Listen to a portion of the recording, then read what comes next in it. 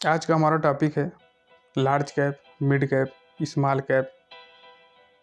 Company में से किस कंपनी में हम इन्वेस्ट करें, या large cap, mid cap, small cap कंपनियां क्या होती है, तो चर्चा करेंगे। तो सबसे पहले हम बताना चाहेंगे large cap, mid cap, small cap company का निर्धारण उनके मार्केट कैपिटलाइजेशन से होता है। Market capitalisation equal to current market price per share multiply total number of outstanding share. कहने का मतलब, मान लीजिए कोई एक कंपनी है, उसके एक शेयर का मूल्य 100 रुपये है और उसने लोगों को 10,000 शेयर बाय किए, यानी बेचे। एक शेयर का मूल्य कितना है? 100 रुपये। बेचा कितना है? 10,000 शेयर। तो उसका मार्केट कैपिटलाइजेशन कितना हो जाएगा? 100 गुणे 10,000 कितना हो गया? 10 लाख। यानी उसका मार्केट कैपिटलाइजेशन 10 लाख हो गया, यानी कि उसके पास 10 लाख रुपए हैं, वो उसका मार्केट कैपिटलाइजेशन हो जाएगा। अब हम आगे बात करते हैं। 6 अक्टूबर 2017 को सेबी ने एक सर्कुलर जारी किया था। उसी के हिसाब से आज हम समझेंगे कि ये तीनों कंपनियां large cap, mid cap, small cap का वर्गीकरण कैसे करते हैं या कैसे किया जाता है। तो सबसे पहले हम बात करते हैं large cap. Large cap company में कौन सी कंपनियां आती हैं? तो लार्ज कैप कंपनी में 1 से लेके 100 तक, यानी टॉप 100 की कंपनियां जो ऊपर से होती हैं वो लार्ज कैप में आती हैं। मिड कैप में 101 से लेके 250 तक, यानी टॉप से 101 से लेके 250 तक की जितनी भी कंपनियां वो मिड कैप कंपनी में आती हैं, उनको मिड कैप कंपनियां कहते हैं। स्मॉल कैप 251 से लेके उसके नीचे तक जितनी भी कंपनियां हैं वो सारी कंपनियां स्मॉल कैप में आती हैं। बात आती है रिस्क की। रिस्क किसमें ज़्यादा होता है, किसमें कम होता है। तो जहाँ तक कि हम लार्ज कैप में बात करेंगे, उसमें रिस्क बहुत ही कम होता है। कहने का मतलब होता है, बहुत कम होता है। मिड कैप में लार्ज कैप से ज़्यादा रिस्क होता है। स्मॉल कैप में सबसे ज़्यादा रिस्क होता है। बात आती है रिटर्न की। अगर देखा जाए तो लार्ज कैप में रिटर्न कम होता है अपेक्षाकृत मिड कैप और स्मॉल कैप से, इसका रिटर्न कम होता है। मिड कैप का रिटर्न लार्ज कैप से ज़्यादा होता है और स्मॉल कैप का रिटर्न मिड कैप और लार्ज कैप दोनों से ज़्यादा होता है। लेकिन मिड कैप में देखते हैं लार्ज कैप से ज़्यादा रिस्क होता है और स्मॉल कैप में मिड कैप और लार्ज कैप दोनों से ज़्यादा रिस्क होता है। तो हम पाते हैं कि जहाँ ज़्यादा रिस्क है वहीं रिटर्न भी ज़्यादा है। समझ में आई? अब बात करते हैं लिक्विडिटी, यानी कि उपलब्धता, तरलता। तो लार्ज कैप की लिक्विडिटी बहुत ज़्यादा होती है। कहने का मतलब है कि इसमें जो पैसा हमने लगाया है या हमारे द्वारा लगाया गया है, उसको जब हम चाहते हैं वो हमको आसानी से मिल जाता है। कि कोई लिक्विडिटी कहते हैं, तरलता कहते हैं। अब बात आती है मिड कैप कंपनी की। इसकी तरलता होती है बट लार्ज कैप से कम होती है। फिर आता है स्मॉल कैप। इसमें तरलता कम होती है, इसमें तरलता सबसे कम होती है। ये थोड़ा सा टाइम टेकिंग होता है।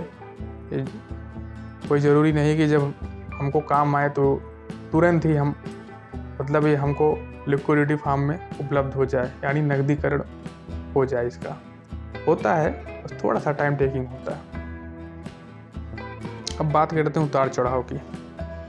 तो हम पाते हैं कि लार्ज कैप कंपनियों में उतार चढ़ाव बहुत ही कम होता है या बहुत कम देखने को मिलता है। इसमें रेयरेस्ट केस में उतार चढ़ाव होता है। फिर आता है मिड कैप। इसमें उतार चढ़ाव होता है, कभी कभी एक दिन में ही 1 से 2% उतार चढ़ाव देखने को मिलता है।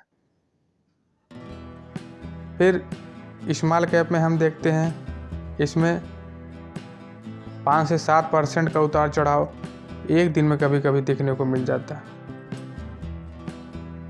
एक दिन में 5 से 7% का उतार चढ़ाव इसमें, यानी कि अप डाउन देखने को हम पाते हैं। लार्ज कैप कंपनियां जो होती हैं कई बार वो मिड कैप कंपनी भी बन जाती हैं। अगर उनका परफॉर्मेंस बढ़िया नहीं रहा, वो बहुत दिनों से अगर अच्छा परफॉर्मेंस नहीं कर पा रही हैं, तो वो मिड कैप कंपनी भी बन सकती हैं। मिड कैप कंपनी अगर उसका परफॉर्मेंस बहुत अच्छा रहा तो वो लार्ज कैप कंपनी में कन्वर्ट हो जाएगी, यानी वो लार्ज कैप कंपनी उसको बना दिया जाता है। लेकिन अगर मिड कैप कंपनी का परफॉर्मेंस घटिया रहा तो वो स्मॉल कैप कंपनी भी बन जाती है। अब बात आती है स्मॉल कैप कंपनी। अगर स्मॉल कैप कंपनी का ग्रोथ बढ़िया है तो मिड कैप कंपनी बन जाएंगी। फिर भी अगर उसका ग्रोथ बरकरार रहेगा तो लार्ज कैप कंपनी बन जाएंगी। लेकिन अगर उसका ग्रोथ बढ़िया नहीं रहा तो वो बेकार भी हो जाती है, यानी डिफ़ॉल्टर भी हो जाती है। तो हम पाते हैं कि जहाँ रिटर्न ज़्यादा है, जैसे कि अभी हमने चर्चा किया तो पाया कि स्मॉल कैप कंपनी में रिटर्न ज़्यादा है, और ये भी देखने को मिला कि रिस्क भी ज़्यादा है, यानी जहाँ रिस्क है वहाँ रिटर्न है। अगर आप लार्ज कैप कंपनी की लिस्ट देखना चाहते हैं तो निफ्टी 100 इंडेक्स देख सकते हैं। अगर आप लार्ज कैप कंपनी की लिस्ट देखना चाहते हैं तो निफ्टी 100 इंडेक्स की लिस्ट देख सकते हैं।